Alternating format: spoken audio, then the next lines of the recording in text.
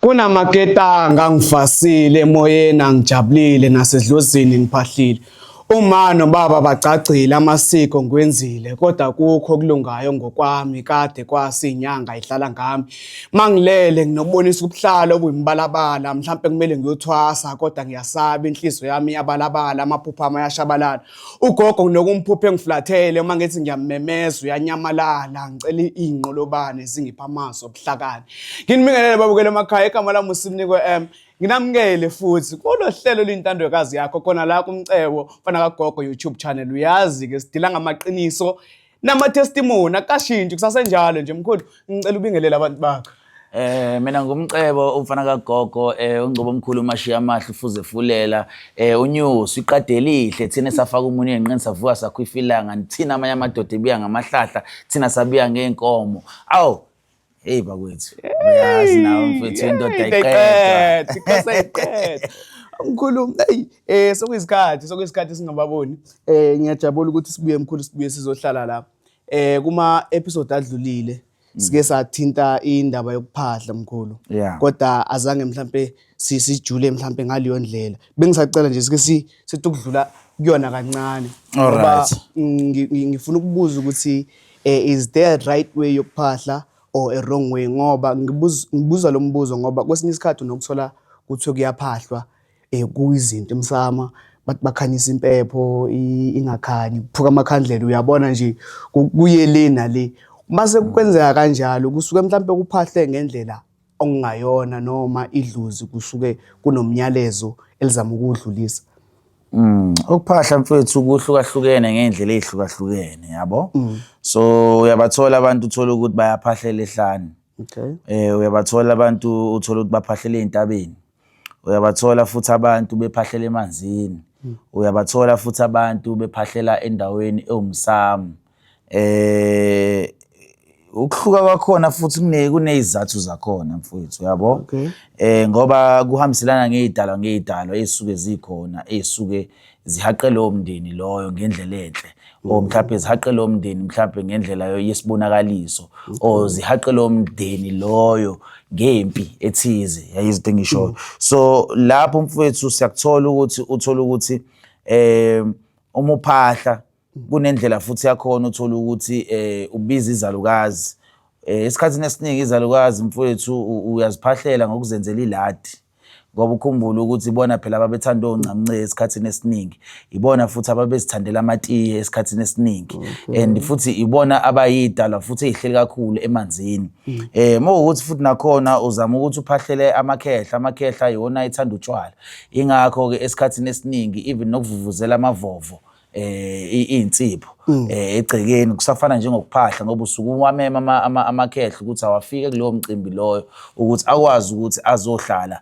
kulelo khaya lelo amemane wonke ukuze ezokwazi ukuthi azolimela lelo khaya ngoba ukhumbula ukuthi makwenziwa imicimbi phela kubuye kube khona nezinto ezimbi ezenzakalayo so amakhehla iwona afika azogada uthola ukuthi nakhona kuzoba khona abathakathi uthola ukuthi futhi nakhona kuzoba khona abantu abazosusa izimpi uthola ukuthi futhi nakhona kunabantu abangacacile nje abangawufisela umndeni loyo into enhle uthola ukuthi bazothatha izinto noma bazocupha noma bazoyenza izinto ezingasile so ukumema idalwa enjengamakhehla kuqala usuke ufuna ukuthi lelo khaya lelo likwazi ukuthi ke livikeleke bese ke emva lapho kube khona futhi nendlela yokuthi uma uphahla usebenzisa amanzi namakhandlela kakhulukazi lapho ke mfowethu kusuke kuyidalwa zomoya nezidalwa zasemanzini ekwazi ukuthi zidonswe ngalokho esikhathini esiningi kubuye kube khona futhi nakhona uthola ukuthi uma uphahla futhi usebenzisa impepho nesinemfu nakhona lento leyo ukuthi ubeka amanzi mhlawumbe nekhandlela uyakwazi futhi nakhona ukuvuvuzela ngesinemfu nakhona uyakwazi ukushisa impepho mawukuthi ufuna ukudonsa futhi inhlanhla so impepho yamawele nje kakhulukazi iyona ekuyiyona ekudonsa ngayo inhlanhla uyakwazi ukuthi uphahle nangayo futhi ngiye ngizwe kuthiwa abantu besifazana akuvamisile ukuthi bashisa impepho kodwa ngiye ngithi ke kule yamawele ngiyacabanga ukuthi ungangenelela kuyona ngoba isuke kuyikona lo ukuthi mhlambe ubiza lezo izidalwa lezi ezizokunikeza inhlanhla hayi ukuthi ubiza izidalwa ukuthi sokuwena mhlambe umele lelo khaya lelo bese emva lapho ke uthola ukuthi futhi nakhona uyakwazi ukuthi uphahle ngempepho. Impepho futhi nakhona yakuphi impepho yasemanzini le ngathi inezimbali. Uyakwazi so uyakwazi futhi nakhona ukuthi uphahle futhi nangempepho yasihlanu le ngathi inenduku. Uyakwazi futhi ukuthi uphahle ngempepho futhi engathi eyomdawo naye engathi futhi nakhona inezimbali zicishe zihambiselane kodwa izimbali zakhona zihlukile ezomdawo zihlukile futhi impepho zabantu abanezithunywa zasemanzini. Bese emva lokho ke futhi nakhona uma uzophahlela futhi ukuvikeleka uyakwazi ukusebenzisa lempepho futhi nakhona yamathunzi. Mawukuthi futhi nakhona uzoba umuntu ozophahla futhi mhlawumbe uphahlela amakhehla ufuna ukwazi ukuthi uthole utshwala obubovu noma obumhlophe bese balokho noma mhlawumbe ugaye yabo lapho kusukumema amakhehla ke lapho uwaphahlela nje wodwa emsamo wakho yabo. Uphahla nje mfethu kuhlukahlukene ngeindlela eziningi mfethu ngazi kushona ilanga silesichaza ngoba ikhaya nekhaya mfethu nosiko lunendlela yakhona ngoba nomuntu ongibukayo lapha usangasho ukuthi hayi cha mina ngazi kanjalo mina ekhaya bokwenziwa kanje yabo. Kuya ngokuthi abantu abadala basifundisa kanjani besaphila bashiyelela nezingane zabo zafundisa thina nathi sesiyofundisa izingane zethu. So engizokusho nje mfethu ukuthi ukuphahla kuhlukahlukene and kunendlela zakhona and kunosiko lwakhona oluhlukahlukene ngoba ungaya futhi ebasuthwini uthola ukuthi abesuthu uyabafica nakhona banendlela yakhona abaphahla ngayo. Uma uthi uyahamba uyevenda uthi uthola amavenda eziphahlela ngendlela ehlukahlukene kunathi. Uthola ukuthi uyahamba uthola abantu bamatsonga futhi nakhona ayiphahlela ngendlela yawo. Uthola ukuthi uyahamba futhi nakhona uyothola amakhaladi imbala. Uthola ukuthi futhi nakhona nawo wena uyitshela ukuthi mhlambe awanayo iculture kanti ukubamba amakhandlela akhuleke kubeke lawo manzi ngoba phela agcine efuna ukukhumbula ukuthi nawo amakhaladi mfethu kunobudlelwane bokuthi uthola ukuthi okhokho babo kwakuwumuntu omnyama owenosiko. Wenosiko olithize. Uthola ukuthi usehambe wazi wayithola leyo nto leyo wagcine ezakhela naye yakhe indlela kodwa ecishe ixhumana nale yakudala yabantu basemandulo. Bese emva lokho wazithola ephahla ngendlela yakhe ehlukile. So ukuphahla nje mfethu kuhlukahlukene nje ngeindlela ezihlukahlukene mfethu. Akekho wrong akekho right angisho njalo. Alright ngibulekezwa sise futhi kuyona le ndaba le yokuphahla nokulento ezidala. Masike mkhulu ngokwazi kwakho naku kuyenzeka usisi uyazala uzalela ekhaya mhlambe uzala ingane yakwaKhumalo ehambeni kwesikhathi usehlangana noSibiya. uSibiya uthi hayi ngifuna ukukuthatha kodwa angikuthathi wedwa ngikuthatha nengane yakho. So masekahamba uKhumalo lo uhamba naso isibongo sakhe noma naye uyashintsha abe ngokwaSibiya. Angiboni ukuthi ngabe icebo elihle leyo ukuthi uyonikeza ingane engayona yakhe isibongo sakho. But kodwa ukumuzothatha ingane yomunye umuntu uzohamba uyohlala naye. Umulobola leyo ngane kuyomela ukuthi umulobola leyo muntu loyo kuyomela ukuthi futhi nakhona ulobola umndeni walowo muzi loyo. Yizito ngisho kahle kahle umuntu olobola leyo ngane leyo ukuze uzokwazi ukuthi uyithathe ibe ngaphansi kwakho ukuze nezakhe idalwa zingathuki ukuthi manje ubani lo.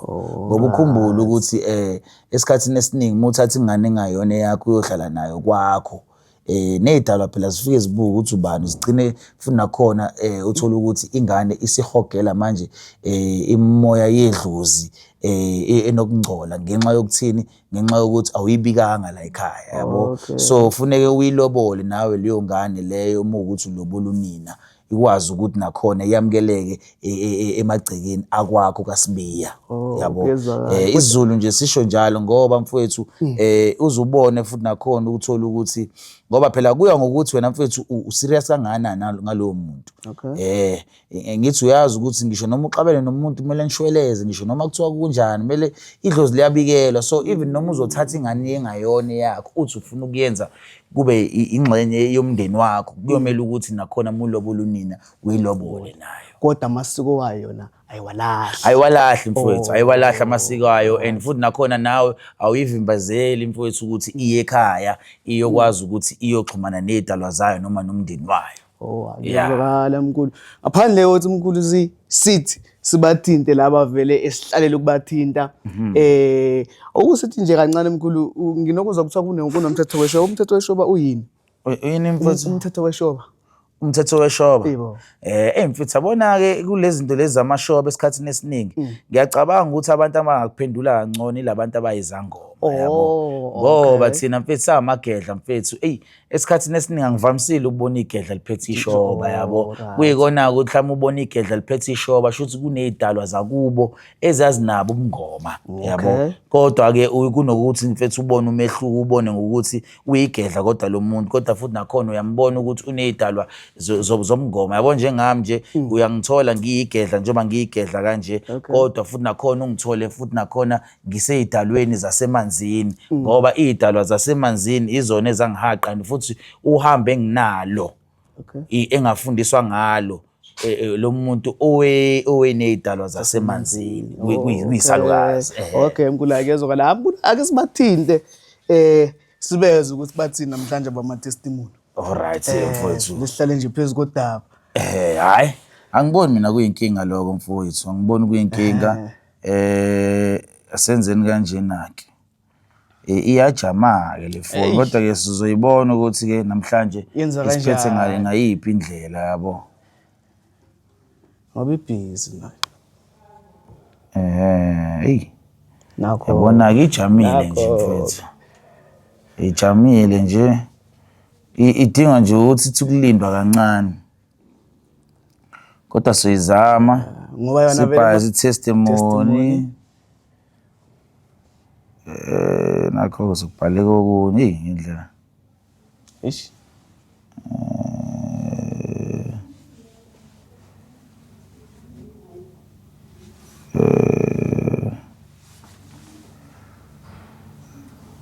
Testimony.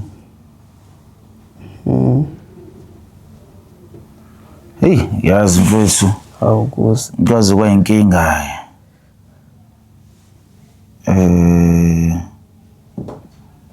Testimony. Uthi lo ngathi. Awungilethele enye phone lapho mfowethu sibone. Ngoba phela sinama WhatsApp maningi and wonke futhi nama testimony. Ineze nje le babale. Usilungisele. Siyithengele i-airtime ngoba ayileya ngiyayibona ibhizi kakhulu. Ibhizi kakhulu isize yazi yajama. Ucabange ijamisa i-iPhone indaba yalama customer lawo ezobutha ebutha ama products amahhala. Yazi mfowethu.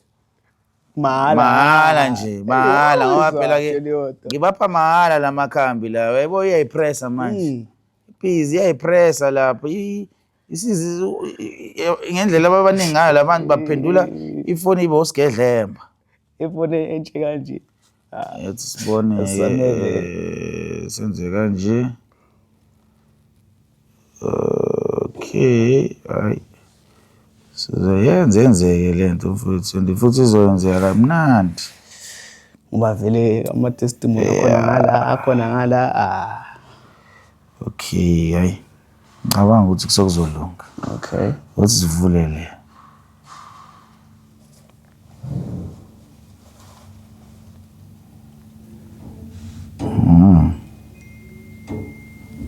Nazo-ke. Ngoba ngiyazi ukuthi hayi le engathi nawo uba fast inyana. Anazo. Izosibenzela umsebenzi ukuthi ube lula. Noma yona nayijama. Kodwa ayijami njengale ngoba le ibhizi le. Yabo. Uyabona nje ukuthi hey. Kubhizi kodwa-ke asenzeni kanje ngoba nayo-ke yona engathi inokuthembisa. Testimony. Nazo-ke sesiyangena abakwethu. Ngiyazi ukuthi nilindele lapha i-patience yenu ibalekile kuthina. So entweni kanjena bokhona amakhehla sike sinitshengise kanje bese ke siya chef reshuffle Sireshufflishe Sasajamile ke manje. Jamini. Iyehla manje. Iyehla yakhuphuka. Iyehla yakhuphuka. Okay ngiyithinte. Ubuye uthinte futhi. Akazi. Okay hayi ke mu kanjalo awusizwe. Bokuyi special phela izolo mfowethu. Hey yabona nje. Akuthi usayolanda abanye ama testimony futhi. Hawu. Yasinqaba ke manje. Ring. Labantu abangavumelekile ukuthi bafone ngalezi ikhathi. Hey ngiyachitha nina. Hey ngiyachitha. Angibazi abantu abanje. Hey. Nini namaqhinga. Uyijala. Namaqhinga. Ay yabona nje isijemile ke manje na. Angiyazi nje mina bakwethu yazi. Hayibo. Wonke lamafoni lawa ane traffic. Hey. Ane traffic bogogo. Nani namakhehla. Sami nje. Sibuye sizame. Angoke sefona yena. Oh nazo. Thokoza gogo. Thokoza. Oh, khehla lami right. Yeah, right. Ngibona phela kunehathi lapha elentuzaneni yakho ku WhatsApp. Ngingakithi gogo. Bengitshethe umuntu esifazane. Yazi lana ikhehla lambuka. Sike saba abantu aba receiver i-testimony kuwena. Manje senza lento leya ka YouTube siyashutha la. So besingajabula ukuthi usitshele ukuthi wasizakala kanjani la njengoba usizakale kusahamba kanjani. Oh, okay. Ish. Last time make it la kuwena niki struggle financially yawe. What happened to Kuri Kitilimu wena for Tlinsini? After coming to you, kila kabale courage or ki business so that business nearly are blocking. So Katomo blog after writing the blog. And now I'm able to make extra income, maybe close to 2 point something to 3,000 a month now from the side hustle that I opened. Is an extra cash. Yeah, it's an extra cash because of I was working, but then I was struggling financially. But now things are good.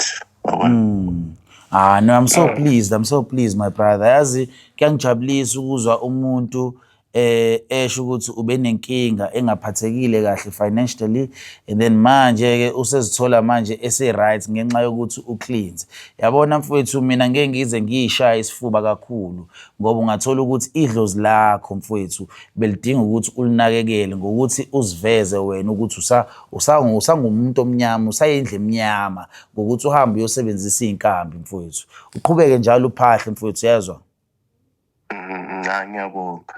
Yeah mfethu hayi kuyangijabulisa ukuzwa indaba enjalo mfethu ngathi ngaqhubeka njalo mfethu ibhizinisi lakho likhule kakhulu uzuzibone nawe usenza 20,000 extra cash so nje mfethu ngathi inkosi ngakubusisa yezwa. Yeah, thanks my brother. Yeah ngibonga nje mfethu ukuthi ubambe nanocingo lethu wakhuluma nathi ube nosuku oluhle. Alright, you too. Thanks brother. Nazo. Mfethu ezwela nawe mfethu ukuthi abantu mfethu kusakhona ukuthi banethemba lokuthi bayathola amakhamba sizakalayo kwezinye inyanga ngoba ngikho ngedwa mfethu. Yeah. Sibaningi kuyikona nje kuphela ukuthi kume ngase senze mhlawumbe enyisho ngelinye ilanga uyokubabheka abantu abasebenza ngokweqiniso njengami singabathola mfethu and futhi kungenzeka ukuthi umsebenzi wobaba mkhulu mfethu ungaduki. Iyona into ebalekile ukuthi singadukisi umsebenzi wobaba mkhulu mfowethu ingakho mhlawumbe nathi sagcina sababantu abakha ngalendlela esakha ngayo le podcast ngoba ngiyacabanga ukuthi yokuqala futhi nakhona ngeke ngize ngisho ukuthi yokugcina ngoba phela abantu bayakopela kodwa nje yokuqala mfethu yokuqala la khona iy'nyanga zikhuluma ama-testimony ziyayisaba leyo nto. Angeke Ziyayisaba leyo nto. Asiphinde Asiphinde omunye mfethu, wokugcina, asiphinde omunye mfethu singabusabambi isikhathi. Kodwa nje kuyajabulisa nje ukuthi abantu bayaphila nasey'malini futhi yabona nje ukuthi most abantu esibatholayo akekho okhala ngemali. So senzeni kanjena. Wahle ukhuphuke futhi ungangena futhi phakathi inside. Usimuzwe. Ngasasa mfonela uma. Ngasamfonela lo owasitshela ngithenda. Alright lo ethembele imali ngiyakhumbula. Basibona ke. Unenhlanhla ufuna ukungena kabili. Ngingena. Ya phakathi inside. Ngathi ulo siqeda ngimfonela lo. Angibona omunye. Iseve ngendlela efanayo. Hayi asizwe la. Asizwe la. Ya ithi ringa.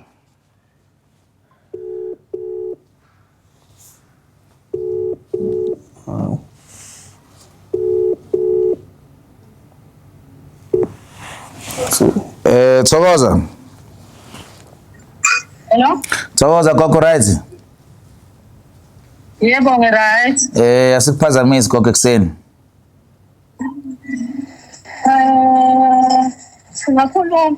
Alright salukazi lana shuthi into yaka YouTube yabo so sike sabona ukuthi uke wasinikeza i-testimony. Into ongangenzela yona nje kuphela ukuthi ungalisha igama lakho kodwa usho ukuthi wasizakala kanjani einkambini zethu and kusahamba kanjani. Hawu mkhulu ngasizakala kakhulu. Ngasizakala nanginenkinga ubaba wengane wayesebalekile esethathwe omunye nje usisi esengasangazi engasangikhulumisi ngelinye ilanga nje wake wangitshela ukuthi ngiyanuka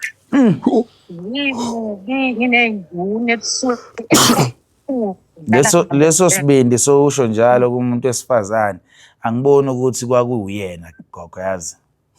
Yebo kungeyena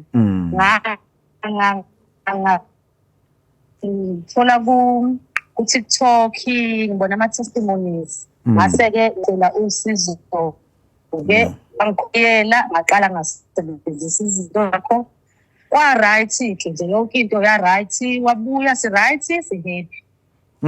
Shuthi wawushawe ngesichitho gogo. Umbuzi isichitho esibi athi nje ngixolela lezo zinto angizazi angazi kwakwenzakalani. Aw gogo hayi mina shuthi cha ngishaye la kumele kushayeke khona ngempela gogo yazi kuyangijabulisa futhi nakhona ukuthi sicela nje idlozi lakho omkhulu libeke sikuthanda ukujova ukuthi akubeke siyama ngazi ungaqoqobi uphi. Aw ngiyazibonga lezo zibusiso gogo ngiyazibonga yazi idlozi lilalele la likhona liyabona ukuthi uthi ngiyawenzisisa umsebenzi walo. Hawu kakhulu siyasizakala kakhulu nje mina ngaze ngiyekeka angiseza ukuyeka sengihlezi nje ngibuka iy'nkambo i-advertisile ngithi hhayi ngizothenga ngoba kunalokhu engizokuthenga engaziyo ukuthi ngisakudinga and ngiyadinga ukuthi kuhlezi kunami ukuze ngihlezi ngisizakala. Hayi gogo izinhle lezi ndawo. Akubi engathi ngikushunela iy'nkambi seku-right kodwa nje ngifuna kuhlezi ku-right ngoba abantu abaphumuli kwezi zinto ezimbi kubantu. Umuntu nelo ngabona ukuthi into yakhe ihamba kahle afuna ukubonela. Ngcono ngoba uyabafundisa nabalalele lapha gogo ukuthi kahle kahle lento iwumsebenzi olukumele uqhubeke kuyenza. Ifana njengokugeza nje. Yeah, ifana njengokugeza nje wena gogo ungena obhavini nje uzigezela uxubhe namazinyo. Injalo nakulezi zinto lezi zesintu ukuthi ufuna ngathi ungaliwa umuntu nje uzinakekelile. Ube inono spiritually. Kunjengokuzala ingane nje mkhulu mina ngiyekuthathe kanjalo. Ukuthi uyinakekela impilo yakho yonke. Injalo nje ngoba impilo yakho vele nawe le. Yeah, hayi ngiyezwa salukazi nakhona yabona ukuthi sabantu kanje abalaphayo sigcine sifunda nakunini ukuthi niyibuka ngayiphi indlela lento yeinkambi zethu ngoba sithi mesi-emphasize sitshela abantu ukuthi abenze kanje bayibona mhlawumbe sidayisa amakhambi kanti kukhona nabanye abantu abazazi izinto ezikanje so kuhle ukuthi ufundise abantu ababuka lapha bazi ukubaleka kokuhlezi ukuthi ugezekile. Yeah. Hayi siyambonga uJehova ngawo. Hayi Mina nje ngiyambonga kakhulu. Hayi nami ngiyajabula gogo. Ngisho emsebenzini ngishopha ngazi ngathini. Ku-right. Kuhamba kahle ngivule ngathi promotion ebengayi-applyele ngiyaphatha. Hayi wena gogo wena ngathi kuhamba phambili kakhulu nje. Hayi mkhulu wenza kakhulu. Hayi gogo. Ngomeke nje indaba ye-cash flow empilweni usebenza nge-cash flow. Mkhulu hayi ngeke. Kumnandi. Hayi kumnandi. Hayi gogo hayi nami ngiyajabula ukuze indaba ezimnandi kanje. Hayi inkosi kubusise salukazi yazo. Amen mkhulu. Thokoza. Kazokhuluma mnandi mfowethu cha uyibekile nje kahle mfowethu. Khulumile nje kwazwakala nami ngabona ukuthi kusakude uthi ngiyeke. Akusakude mkhulu futhi sazoqhubeka. Ngoba phela kukhona abanye abazama ukuthi thola mhlawumbe bazama ukucelela phansi ngemisebenzi yakhe emihle. Mokusakhuluma abantu kanje nami ngiyoba-challenge laba abangenza okubi ngoba phela basakhona abantu abanethemba einkambini engiyikhiphayo ezisiza abantu. Futhi siyabaphilisa mkhulu. Mkhulu singasa yale kakhulu mkhulu. Ngicela ngaphambi kokuthi sivale njengenjwayelo ubakhumbuza ukuthi isigodlo sikuphi. So mina ngisebenzela eBaramoli opposite ama-Towers which is eOrlando, eSoweto. Kwabantu abahlala la eGoli siyabadilivela imithi sama nje ngeemoto zethu sifike nje sami sokudilivela zona mahali inkambi kodwa nje send proof of payment bese mbalokho send location yakho sami sokudilivela ukuthi futhi nakhona uyabona ukuthi inkinga ukuthi mhlambe uhlala eGoli uhlala njalo eCape Town noma eDurban into esiyenzayo ke siyakhoriyela so kunama courier which is 60 rand no 110 lapho uyakwazi ukuthi ke uthola inkambi ngendlela right ezideliviwe through uphepha mfowethu. Kulaba abafuna ukuzogezwa ke emanzini siya Sunday emanzini kulaba abafuna ukuthi beze ebhavini bangibone nje ngqo Friday Saturday and Sunday ngizwe ngikhona ke lapho ngisebenza ngenxa yokuthi ke sekunamanye amabhizinisi ngathi ngizoyishintsha le ndaba yokusebenza ngama-weekend mfowethu ngoba kunebhizinisi elisha engisanda ukulakha engilibona ukuthi lizonqanqa ngoba phela ngusomaqhinga wamabhizinisi kodwa ke lokho soyinto yangelinye ilanga ngimchazela ngoba phela kumele ngidayisele izinto zokuphila bakwethu ngingakaze ngize ngibe yi-example ukuthi ke ngihamba kuphi mina nginawo amabhizinisi bakwethu ningizwe kahle nginamabhizinisi into serious kodwa ke hayi sibambe lapho mfowethu. Asibambe lapho. Nani mafethu nizwele like share subscribe. Nizwele mkhulu. Sayiyeke indaba yokusebenza ngama weekend. Mbambe manje. Nisale kahle. Okay.